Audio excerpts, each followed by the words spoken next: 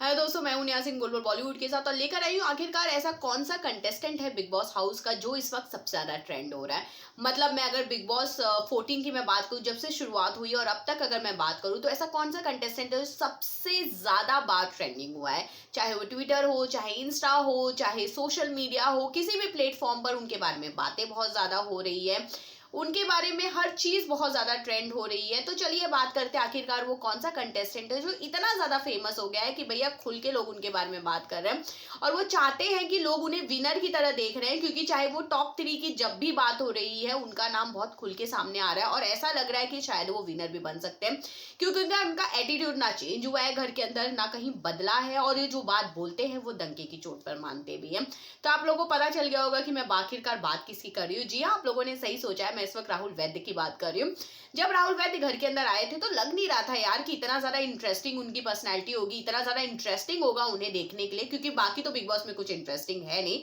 पर जो एक खास तौर की जो चीज है वो है राहुल वैद्य के अंदर, क्योंकि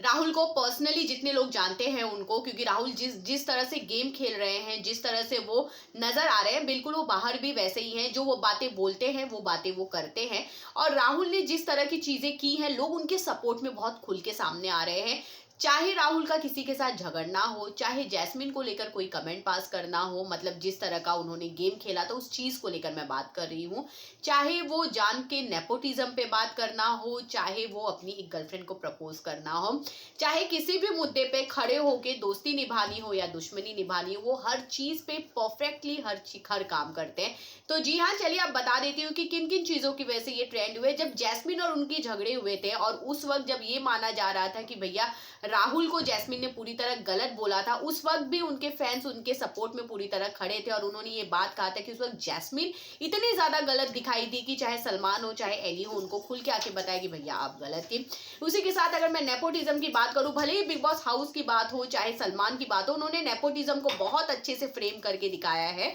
पर नेपोटिज्म था, नेपोटिज्म है और नेपोटिज्म रहेगा, इस कॉन्सेप्ट पे बात करने वाले जो बाहर की जनता का जो सोच है उन्होंने रखा। और इस चीज में भी वो राहुल के सपोर्ट में ही खड़े थे कि उन्होंने अगर बात कह दिया और जान को लेकर कह दिया तो वो गलत क्या है, क्योंकि जान अगर अब तक बिग बॉस हाउस में एक तरह से जुड़े हुए हैं और उनके बदले बहुत सारे ऐसे कंटेस्टेंट जो डिजर्विंग थे वो निकले, तो वो नेपोटिज्म का ही पार्ट है। चाहे उस मुद्दे को लेकर हो, चाहे इस वक्त एक तरह से दिशा को प्रपोज करना हो, जब उन्होंने दिशा परमार को प्रपोज किया उस चीज को भी लेकर बहुत सारी न्यूज बन रही थी कि उससे पहले उनका ब्रेकअप हो चुका था, वो शो के अंदर टीआरपी की वजह से कर रहे हैं। वही कुछ लोग ये कह रहे थे कि वो दिशा के साथ ऑलरेडी बाहर एंगेज करके आए हैं। वही खबरें ये है कि दोनों की जो एंगेजमेंट और शादी है मे बी वो बिग बॉस हाउस के घर में हो सकती है। पर चाहे जो भी हो, उनका आज का दिन पूरा उनके और दिशा के नाम था। अगर आप ट्विटर उठा के भी देखेंगे तो हर जगह सिर्फ वही ट्रेंड हो रहे थे, उनकी जोड़ी ट्रेंड हो रही थी, क्योंकि राहुल एक ऐसे कंटेस्टेंट अब घर के अंदर बन चुके हैं जो बीट कर रहे हैं रुबीना और जैस्मिन को, क्योंकि अब तक सबसे स्ट्रॉन्ग कोई कैंडिडेट माना जा रहा था बिग बॉस हाउस में तो वो रुबीना और जैस्मिन थी, क्योंकि एक तो कलर्स का फेस है, उनकी फैन फॉलोइंग बहुत अलग है और जिस तरह की पर्सनालिटी वो